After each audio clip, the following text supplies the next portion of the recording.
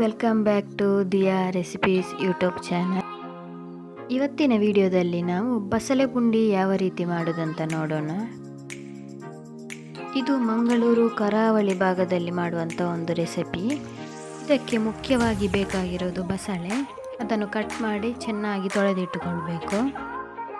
ನಂತರ ಒಂದು ಕುಕ್ಕರಲ್ಲಿ ತೊಳೆದಿಟ್ಟಂಥ ಬಸಳೆಯನ್ನು ಹಾಕಿ ಅದಕ್ಕೆ 1 ಲೋಟ ನೀರನ್ನು ಹಾಕಿ ಸ್ವಲ್ಪ ಉಪ್ಪನ್ನು ಸೇರಿಸಿ ಬೇಯಿಸಿಕೊಳ್ಳಬೇಕು. 2 ವಿಷಲ್ ಬಂದರೆ ಸಾಕು, ಅದು ಬೇಯ್ತದೆ. ಇದಕ್ಕೆ ಉಪಯೋಗಿಸುವಂಥ ಅಕ್ಕಿ ರೇಷನ್ ಅಕ್ಕಿ. ಇದನ್ನು ಒಂದು 3 ಗಂಟೆ ಮೊದಲು ಮುಂಚಿತವಾಗಿ ಅದನ್ನು ನೆನೆ ಹಾಕಬೇಕು.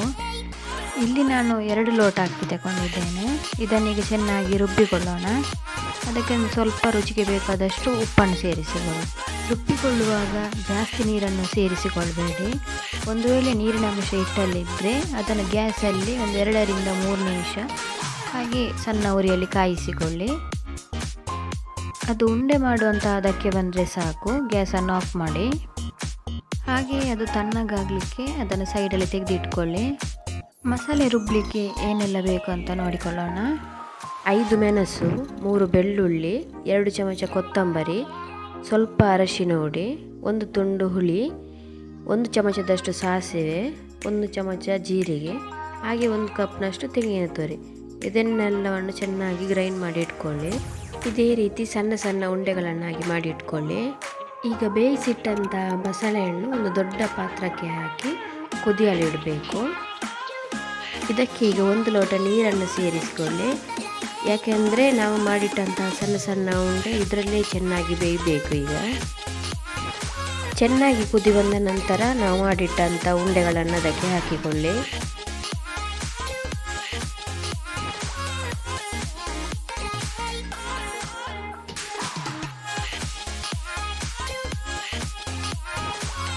ಹದಿನೈದು ನಿಮಿಷ ಅದು ಚೆನ್ನಾಗಿ ಬೇಯಬೇಕು.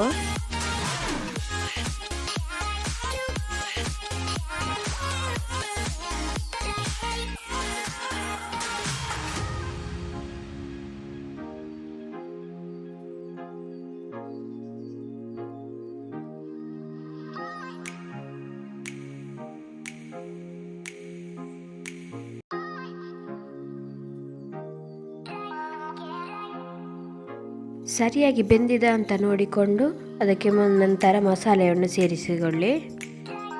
ನೀರು ಸೇರಿಸಿಕೊಳ್ಳುವಂಥ ಅವಶ್ಯಕತೆ ಇಲ್ಲ. ರುಚಿಗೆ ಸ್ವಲ್ಪ ಉಪ್ಪನ್ನು ಸೇರಿಸಿಕೊಳ್ಳಿ. ಉಪ್ಪು ಜಾಸ್ತಿ ಹಾಕಬೇಡಿ, ಯಾಕಂದರೆ ನಾವು ಬಸಳೆ ಬೇಯಲಿಕ್ಕೆ ಇಡುವಾಗಲೇ ಸ್ವಲ್ಪ ಉಪ್ಪನ್ನು ಹಾಕಿ ಇಡ್ತೇವೆ. ನೋಡಿಕೊಂಡು ಹಾಕಿದರೆ ಆಯಿತು.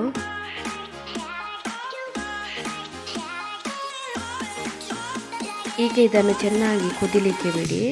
ತಳ ಹಿಡಿಯದಂತೆ ನೋಡಿಕೊಳ್ಳಿ, ತಿರುಗಿಸ್ತಾ ಇರಬೇಕು. ಚೆನ್ನಾಗಿ ಕುದಿ ಬಂದ ನಂತರ ಗ್ಯಾಸನ್ನು ಆಫ್ ಮಾಡಿ. ಈಸಿಯಾಗಿ ಮಾಡುವಂತಹ ಬಸಳೆ ಪುಂಡಿ ರೆಡಿ ಆಗ್ತದೆ.